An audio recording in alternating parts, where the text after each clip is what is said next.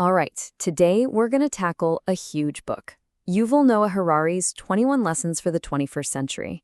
This isn't about history or some far-off future. Nope. This is an unflinching look at the chaotic, confusing world we're all trying to navigate right now. So let's jump in. For a little while there, at the end of the 20th century, it kind of felt like we had things figured out. The story was that liberal democracy had won, and that was that. But as Harari says here, the end of history has been postponed. That comfortable old story is over, and in its place, a whole lot of confusion and uncertainty. So that leaves us with a pretty huge question, right? If the big ideas and ideologies that were our maps, if they're now broken and outdated, how are we supposed to find our way? What tools do we even have left to understand reality, let alone try to make it better? Okay, so lesson one is basically just admitting the problem. We have to face the fact that there's a crisis of narrative. It's about getting to the bottom of why so many of us feel so adrift. The big ideas that got us through the last century, well, they just don't have the answers anymore. I mean, just think about it. Liberalism, communism, nationalism, these were huge, all-encompassing stories that told us who we were and where society was headed. But today, they feel totally overwhelmed by the speed and the sheer scale of the world's problems. It's like trying to use a map from 1950 to navigate with GPS. It just doesn't work. If our old rule books are useless, who or what tore up the pages? Harari's answer is that it's not just one thing. It's a powerful combination of new technologies that are completely changing the game. And here they are.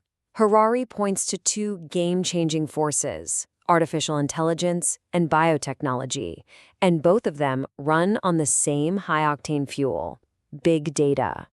We're not just talking about small changes here. This is a fundamental shift in how the world operates. Now, this quote, it sounds like something you'd say to a kid, right? But it's really a warning shot for every single one of us. The first major casualty of this revolution is the very idea of work as we know it. Automation isn't just about robots in factories anymore. It's coming for the white-collar jobs too. And just look at this list. We're not talking about easily automated jobs. We're talking doctors, lawyers, even artists, fields we thought were safe because they required human intellect or creativity. Harari warns this could create a new useless class. Not that the people are useless, but that the economic system might not have a use for their skills anymore. So this revolution isn't just about our jobs. It's getting really personal. This quote hits on the second massive challenge, the slow death of our personal freedom. Every time you click, every search, every like, it's all being tracked and analyzed. And here's the crazy part. We're willing participants in all of this.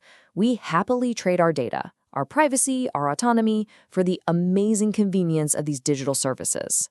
Harari argues that as these algorithms get to know us better than we know ourselves, they can start to predict and even shape our decisions, which nibbles away at the very core of what it means to have free will. And all this data collection, it's leading to a third massive challenge, a totally new kind of inequality. Because in our world, the most valuable thing isn't land or factories anymore, it's data. And the people who control it are becoming incredibly powerful. Harari actually has a name for this, a data oligarchy. This is a whole new kind of powerful elite. It's not about old money. It's about the few giant corporations and governments that control the flow of information for the entire planet. And when you control the data, you control, well, just about everything else. Okay, so we have these giant global challenges powered by technology. You'd think that would force us to work together more, right? Well, Harari points out a huge, dangerous mismatch. Just when we need global cooperation more than ever, we seem to be running back to our own corners. And you can see the problem laid out so clearly here. On one side, you've got threats that absolutely do not care about borders.